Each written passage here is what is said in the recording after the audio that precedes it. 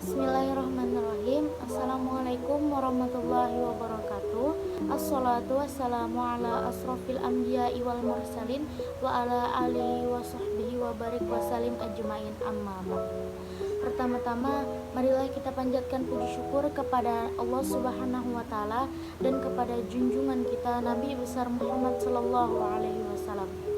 Dan saya ucapkan terima kasih kepada Ibu Armiah selaku dosen pengampu mata kuliah Ilmu Komunikasi. Dan terima kasih untuk teman-teman yang sudah mau meluangkan waktunya untuk menonton video saya. Di sini saya Naila Malika Juwita dengan NIM 210104010033 kelas 21B ingin menyampaikan materi yang bertema sukses tadi. Kalian tahu nggak sih? Belajar merupakan rangkaian proses yang wajib dilakukan setiap mahasiswa. Mahasiswa perlu memahami strategi belajar. Belajar bagi mahasiswa tidak harus dilakukan saat ingin menghadapi ujian saja loh. Sesuatu yang kurang tepat jika mahasiswa sibuk mempersiapkannya kalau mau ulangan saja. Sedikitnya ada 3 faktor yang turut mempengaruhi kesuksesan dalam belajar. Kalian udah ada yang tahu atau belum? Kalau belum, aku kasih tahu nih. Ada 3 faktor, yaitu lingkungan sekitar, sarana belajar, dan cara belajar. Yang pertama, pengaruh lingkungan sekitar. Ternyata pengaruh lingkungan sekitar tuh juga berpengaruh loh terhadap kesuksesan belajar. Lingkungan mempengaruhi kemampuan dalam berkonsentrasi untuk belajar. Seseorang dapat memaksimalkan kemampuan konsentrasi jika mengetahui faktor apa saja yang berpengaruh terhadap konsentrasi. Jika dapat memaksimalkan konsentrasi, seseorang dapat menggunakan kemampuan pada saat dan suasana yang tepat. Yang kedua, pentingnya sarana belajar. Emang sih ya, kita tuh penting sih sarana belajar itu. Sarana belajar menurut Zakia Darjat, segala sesuatu yang dapat mempermudah upaya dan memperlancar kerja dalam rangka mencapai suatu tujuan pelajar. Lebih luas lagi tentang pengertian menurut Suryo Broto adalah sebagai segala sesuatu yang dapat memudahkan dan memperlancar pelaksanaan segala sesuatu usaha. Yang terakhir, yang ketiga, cara belajar menghasilkan hasil belajar yang berbeda. Kita nggak bisa mempunyai sarana belajar tuh satu patokan saja. Pasti kita mempunyai banyak cara untuk belajar. Terkadang setiap orang itu berbeda-beda kan ya cara belajarnya. Apalagi kita tuh dengan tempat yang berbeda atau cara kerja otak kita yang berbeda itu berbeda. Setiap orang tuh belajar dengan bisa menggunakan tangan untuk melakukan, hati untuk merasakan, otak untuk berpikir, dan melalui berbagai cara seperti mengingat, visualisasi, bertanya, menggunakan kata, bisa mendengarkan atau enggak mencatat, berdiskusi gitu.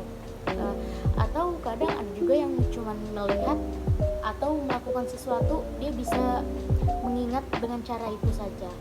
Cara belajar adalah pada dasarnya merupakan satu cara atau strategi yang diterapkan seseorang.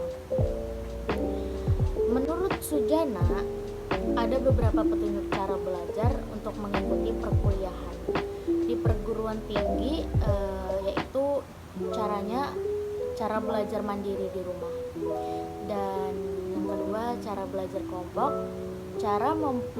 dan ketiga tuh cara mempelajari buku teks dan cara menghadapi ujian.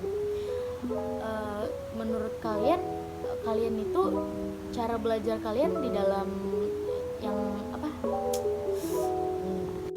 Nah, dari ketiga cara belajar, kalian termasuk mahasiswa yang belajar gimana sih? Cara belajar mandiri di rumah, cara belajar kelompok, atau cara mempelajari buku atau teks?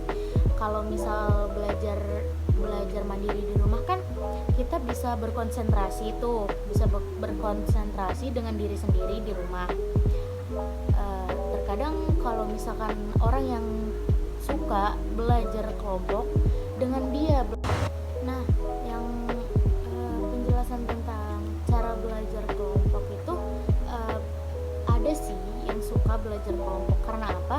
Mungkin dia suka keramaian, jadi dia memanfaatkan waktu untuk belajar bersama orang-orang terdekatnya, mungkin seperti keluarga, teman sekelas, atau yang lain gitu kan. Dia memanfaatkan sambil berbicara, sambil belajar gitu. Itu salah satu orang yang suka belajar di kelompok gitu. Jadi dia berpikir bahwa oh ini nih senang gitu, banyak orang gitu. Jadi dia lebih lebih cepat menanggapnya karena ada teman yang berkomunikasi gitu. Terus yang ketiga, cara mengikuti kuliah, cara persiapannya, cara mengikuti kuliah. Dengan cara mengikuti kuliah itu dia bisa belajar bahwa pola belajar di kuliah gimana, cara dia menanggapi sesuatu yang ada di perkuliahan itu gimana. Ada yang suka mandiri, ada yang suka berkelompok, dan ada juga yang suka belajar di perkuliahan.